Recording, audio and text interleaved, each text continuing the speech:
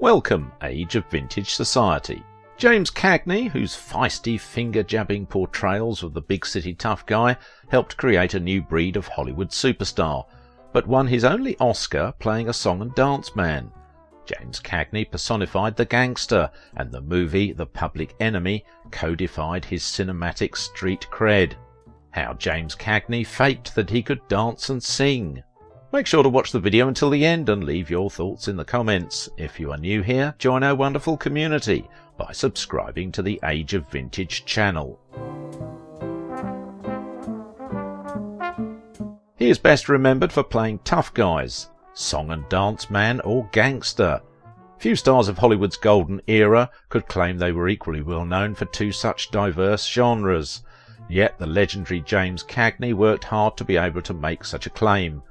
Small in stature but massive in screen intensity, James Cagney initially carved his place in history with his star turns in gangster classics.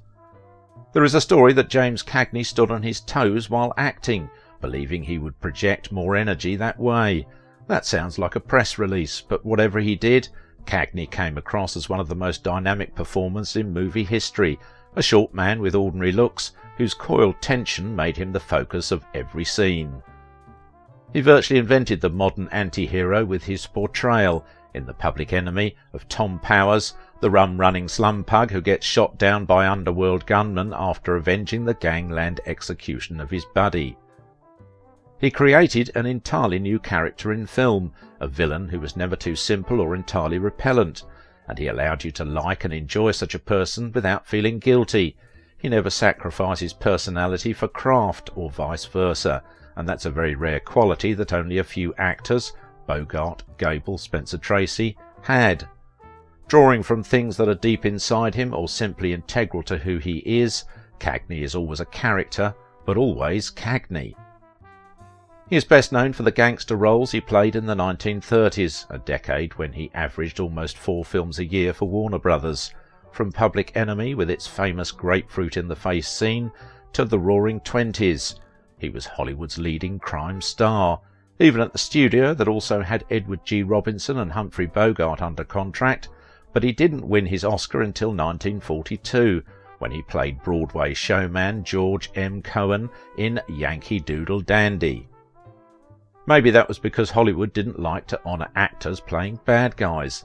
Cagney was nominated but didn't win in 1938 as a gangster in Angels with Dirty Faces. Maybe it was because the nation was newly at war in 1942 and happy to honour a patriotic biopic about the composer of It's a Grand Old Flag. Or maybe it was because Cagney threw himself into the role with such complete joy. Audiences didn't expect to see Cagney singing and dancing. He'd been a hoofer in his stage days, but danced only once in a major film, Footlight Parade, 1933. Now he had the lead in the life story of one of the most famous song and dance men of his day, a role everybody knew Fred Astaire had turned down.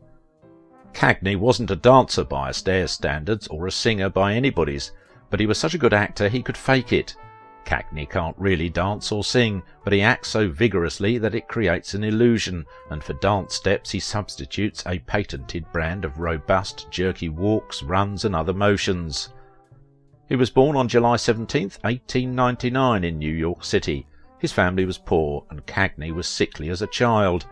The area is now among the city's most exclusive neighbourhoods. Then it was among the toughest.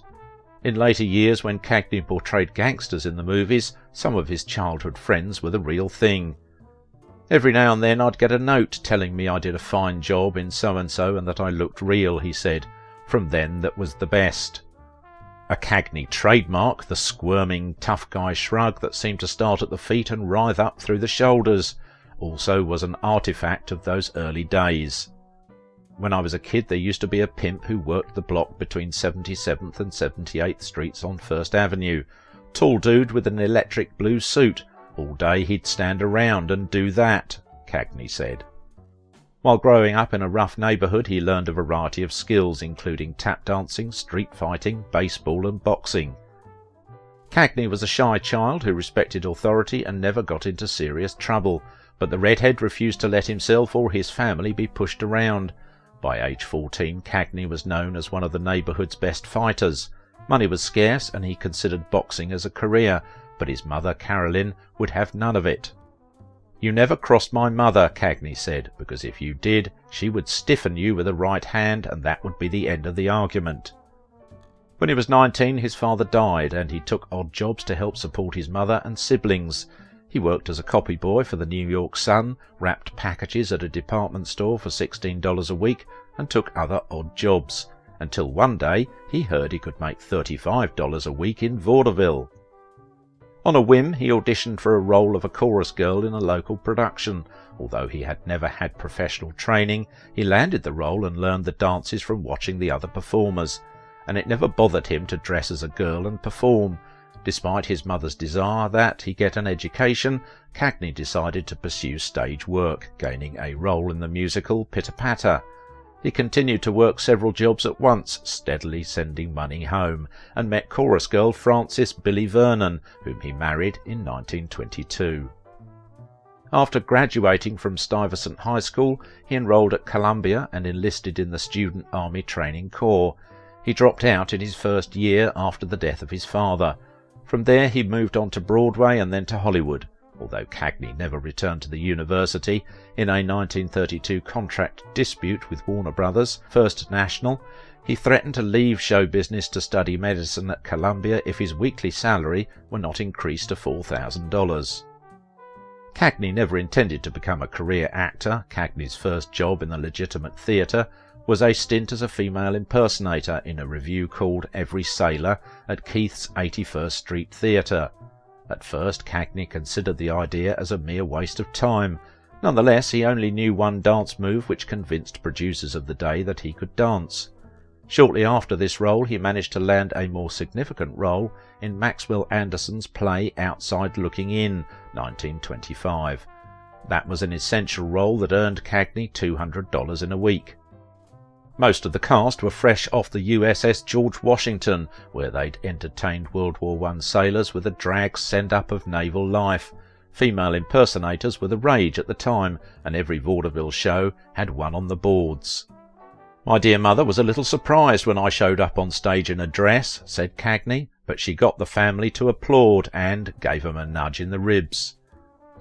He was 31 before he made his first film, Sinner's Holiday, a sizzling 60-minute melodrama based on a New York play called Penny Arcade, in which he and friend Joan Blondell had co-starred.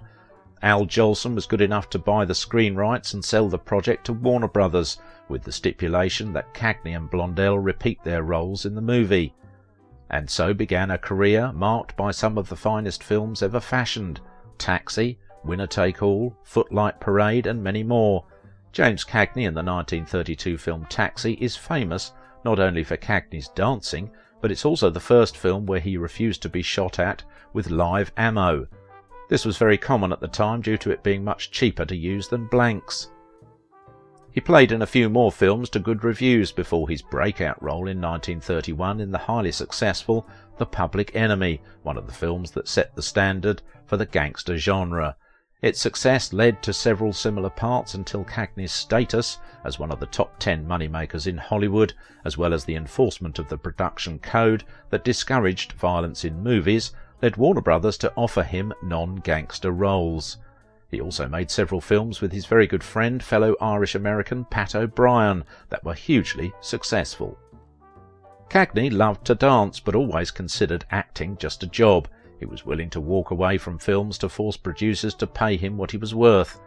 Cagney left Warner Brothers 3 times in his first 5 years in movies, and in 1937, after an unprecedented victory in a suit against the studio, he received $150,000 a picture. Cagney fought hard to maintain creative control over his career, earning the nickname The Professional Againster. He was one of the few stars of the day who was willing to walk out of a studio and find work in another venue before he gave in. In 1935 he became one of the first actors to win over a studio for breach of contract. As a result, he negotiated deals unheard of at the time, with large salaries, limits on the number of movies made in a year, and some creative control.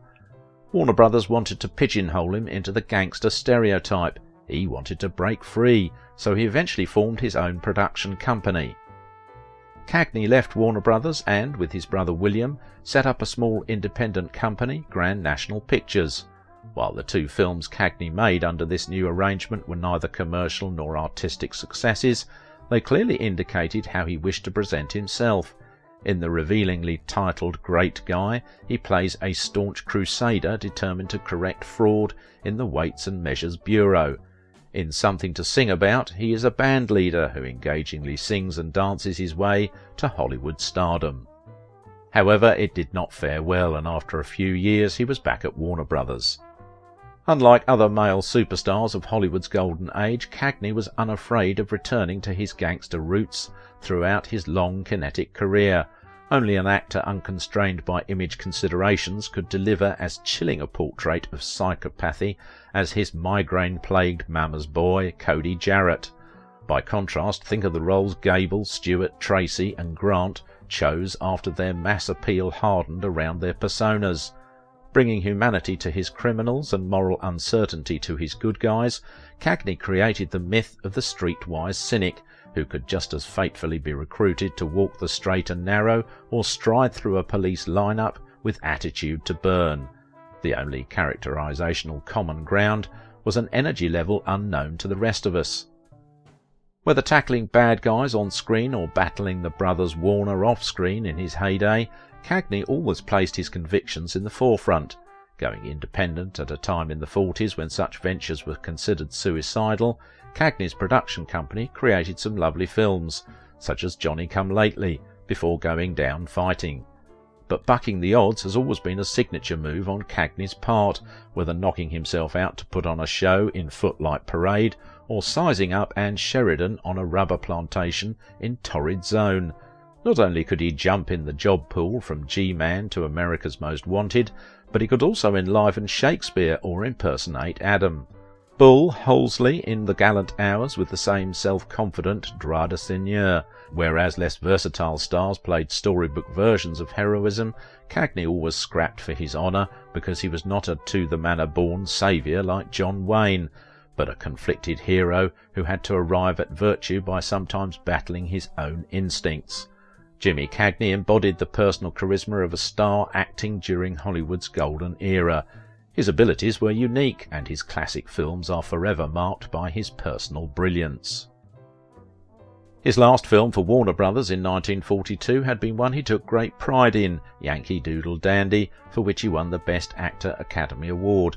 His first picture back at Warner Brothers in 1949 would become one of his most memorable films, and brought him full circle back to his gangster roots, White Heat. He made several successful movies over the next 12 years, but decided to retire to his farm after Billy Wilder's 1-2-3 in 1961. He retired after appearing in 62 films. Producers continuously tried to lure Cagney out of retirement. He turned down roles in My Fair Lady that championship season and The Godfather 2. Cagney was still the wiry 5'8" bantam when he returned to the screen in Ragtime. The jutting jaw was encased in jowls, the legs moved slowly, but the electricity was still there. Cagney felt nervous in his first day on set, but after he spoke his first line, he never faltered. The actor died on Easter Sunday 1986 at the age of 86 at his Dutchess County farm in upstate New York. He and O'Brien, along with Spencer Tracy and Frank McHugh, were lifelong friends, earning the nickname the Irish Mafia. He continued to send at least half his salary to his mother until her death. He fought to gain and protect rights for actors, becoming the 50th member of the Screen Actors Guild, serving on the board for a decade before becoming its president in 1942. As part of the guild, he fought mafia interest in the movie history. Legend has it there was a gang hit on him that actor George Raft stopped. He was very active politically and was influential in stopping studios from taxing actors and then sending underhanded financial support to a political candidate. During World War II, he toured military bases in the UK, giving several performances for the soldiers. James Cagney had an explosive energy and a two-fisted vitality that made him one of the great film personalities of Hollywood's golden age. An actor who could evoke pathos or humour, he invested scores of roles with a hungry intensity, punctuated by breathless slang, curling lips, and spontaneous humour. If you liked this video, don't forget to give it a thumbs up, subscribe if you are new here, and if you want to support my work, please visit my Patreon page. Now it is your turn. What do you think about the life and legacy of James Cagney?